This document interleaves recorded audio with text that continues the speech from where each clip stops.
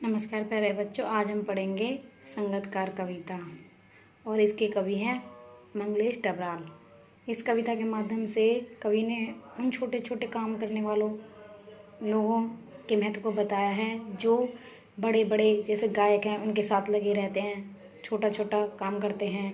और जो बड़े बड़े मंत्री हैं उनके साथ जो सहायकगण हैं, मतलब किसी भी क्षेत्र में जो बड़े बड़े लोग काम करने वाले जैसे इंजीनियर हैं उनके सहायक हैं और मिस्त्री है उनका सहायक मजदूर हैं, तो उनके महत्व के बारे में बताया है कि हम उसके महत्व को छोड़ देते हैं, बल्कि हमें उनके महत्व को भी समझना चाहिए। देखिए, मुख्य गायक के चट्टान जैसी भारी स्वर का साथ देती वह आवाज़ सुंदर कमज़ोर कांपती हुई थी। वह मुख्य गायक का छोटा भाई भी हो सकता है या उसका शिष्य भी हो सकता है या पैदल चलकर सीखने आने वाला दूर का रिश्तेदार भी हो सकता है। देखो बेटा, इसमें क्या है कि जो मुख्य गायक होता है जब वो गाता है तो उसके साथ उसकी तो आवाज़ होती है भारी भरकम चट्टान जैसी, लेकिन उसके साथ जिसकी बिल्कुल मधुर और कांपती हुई आवाज़ होती है, बड़ी सुंदर होती है वो आवाज़, वो किसकी होती है? संगतकार की होती है। वो उसका छोटा भाई भी हो सकता है, उसका शिष्य भी हो सकता है और उसके साथ पैदल चलकर आने वाला उसका दूसरा कोई रिश्तेदार भी हो सकता है, अर्थात वो कोई भी हो सकता है। मुख्य गायक की गरज में वह अपनी गूंज मिलाता आया है प्राचीन काल से, और वह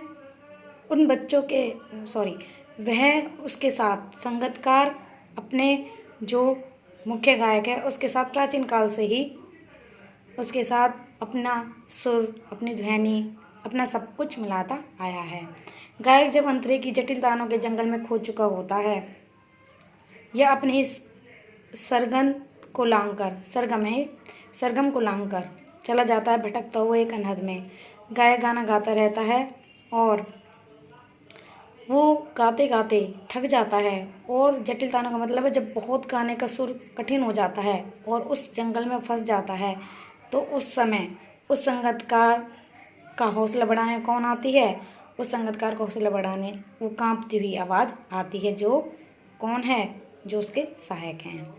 चला जाता भटकता हुआ एक अनहद में, और जब वो भटक जाता है किसी बहुत गहराई में, तब संगतकार इस ताई को संभालते हैं। और जो मुख्य गायक का साथ कौन देता है? संगतकार। जैसे समेटता हो मुख्य गायक का पीछे छूटा हुआ सामान, और ऐसे लगता है कि पीछे जो सामान है उसको समेट कर ला रहा था, कुछ जो रह गया था उसको कौन पूरा कर रहा है? संगतकार।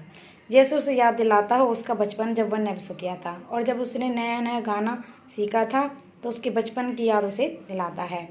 तार सप्तक में जब बैठने लगता है उसका गला, तार सप्तक हमारे सुर में होते हैं, गानों में होते हैं, संगीत में होते हैं। तो तार सप्तक इतना कठिन तान होती है, सबसे कठिन होता है वो गाने का सुर। तो जब तार सप्तक में उसका गला बैठने लगता है, प्रेरणा साथ छोड़ती है, उत्साह तो होने लगता है, और जब उसका उत्साह मंद पड़ जाता है, आवाज़ से राग जैसा कुछ गिरता है और उसकी आवाज़ बिल्कुल धीमी हो जाती है, टूट जाती है, कम हो जाती है, थक जाता है, तब उसको कहीं से चला आता है संगतकार का स्वर, और मुख्य गायक का हौसला कौन बढ़ाता है? संगतकार। और संगतकार का सुर कहीं से आ जाता है और उसको संभाल लेता है। कभी कभी वह यूं ही दे देता है उसका साथ, और कभी कभी संगतकार उसका साथ वैसे ही दे देता है, और यह कि फिर से गाया जा सकता है वो गाना जो आपने पहले गाया था, मतलब उसका उत्साह बढ़ाता रहता है। गाया जा चुका राग उसकी आवाज़ में जो एक हिचक साफ सुनाई देती है, और जो संगतकार है वो अपनी आवाज़ को तेज नहीं करता और उसकी आवाज़ में एक हिचक साफ सुनाई देती है, या उसने स्वर को ऊंचा न उठाने की कोशिश है, मतलब वो अपने स्वर को ऊंचा नहीं उठा पाता। खूब प्रयास करने के बाद भी उसकी आत्मा उसको मना कर देती है। उसे उसकी विफलता नहीं, उसकी मनुष्यता समझना चाहिए, और यह उसकी विफलता नहीं है, उसको खूब अच्छे से गाना आता है, लेकिन वो क्यों नहीं गा रहा है? क्योंकि वो अपने मुख्य गायक को सम्मान देना चाहता है। ये उसकी मनुष्यता है, ना कि उसका असफलता है उसकी। ठीक है बच्चों, अब आपने ये देख लिया, अब आपने इसकी व्याख्या देख लीजिए एक बार, आप लिख लेना कोई दिक्कत हो तो। देखो,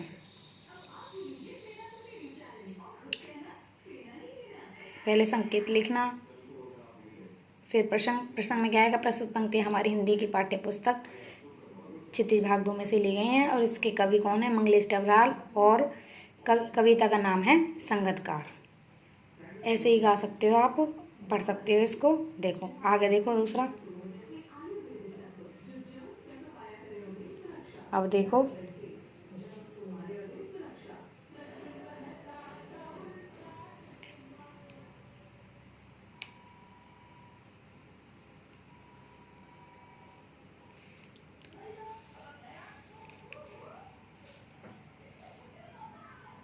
अब प्रश्न देखिए, व्याख्या भी लिखनी है, प्रश्न देखिए। संगीतकार कविता के माध्यम से कवि ने किस प्रकार की संवेदनशील विकसित करने का प्रयोग किया है। कवि ने बताया है कि जो संगीतकार है उस कविता के माध्यम से जो संवेदनशीलता विकसित करने का मतलब सब लोगों के अंदर ऐसी संवेदना आनी चाहिए कि सब मुख्य गायक के साथ साथ संगीतकार को भी सम्मान दें। और आप बढ़ा लेना। दूसरा है, संगीतकार का दबा हुआ सुर उसकी पराजय का प्रतीक नहीं होता, क्योंकि उसे गाना आता है, गीत आता है, संगीत आता है, सुर आते हैं, लेकिन वो अपने मुख्य गायक है जो उसके सामने उसका सम्मान बचाने के लिए वो तेज नहीं गाता है। तीसरा, संगीतकार गायक का किस प्रकार सहयोग करता है। संगीतकार हर क्षेत्र में उसका सहयोग करता है मुख्य गायक का, कि जब वो खो जाता है किसी अनंत उसमें, और जो तार सप्तक है उसकी लय में खो जाता है, सुर जब जटिल हो जाते हैं और उसका गला धीमा पड़ जाता है, तो वो हर प्रकार से उसके सहयोग देता है। कवि किसे मनुष्यता मानता और क्यों। कविता के आधार पर लिखी। कवि जो संगीतकार है वो मुख्य गायक का साथ देता रहता है, यह उसकी मनुष्यता है, और वो अपने सुर को उससे ज़्यादा तेज नहीं करता है, उसकी मनुष्यता है। तार सप्तक से क्या अभिप्राय है। पांचवा प्रश्न है, तार सप्तक वो होता है बेटा, तार सप्तक 3 सप्तक माने गए हैं हमारे हिंदी जो सारेगामापा है। पहले होता है मंद सप्तक, मतलब इसमें धीमा गाया जाता है कि गाने का जो सुर होगा धीमा होगा। फिर होता है मध्य सप्तक, मध्य का मतलब बीच का, जो थोड़ा और ऊंचा हो जाएगा। और तार सप्तक होता है सबसे ऊंचा स्वर, जिसमें सुर को बहुत तेज गाना पड़ता है, इससे गला भी दुख जाता है। तो तार सप्तक अंतिम सीमा है सुर की। छठा देखिए, मुख्य गायक को संगीतकार कब, कहाँ और किस प्रकार संभालता है। मुख्य गायक को संगीतकार हर जगह संभालता है, जब वो उसकी अनहद में खो जाता है, गहराई में खो जाता है, स्वर से डगमगाने लगता है, और जब भी बार बार वो खो जाता है, गाने को भूल जाता है, वो उसको याद दिलाता है। छठा देखिए, सातवां प्रश्न, संगीतकार जैसे व्यक्ति के जीवन में क्या उपयोगिता होती है। इस प्रश्न को समझाइए। संगीतकार जैसा व्यक्ति हर क्षेत्र में मिल जाएगा, वो हर छोटे छोटे स्तर पर काम करता है, इंजीनियर से लेकर मिस्त्री से लेकर और गायन के उसमें लेकर बजाने के उसमें लेकर हर क्षेत्र में वो छोटे छोटे रूपों में अपना सहायक देता है। अब ये प्रश्नोत्तर आपको लिख लेना है बेटा और याद भी करना।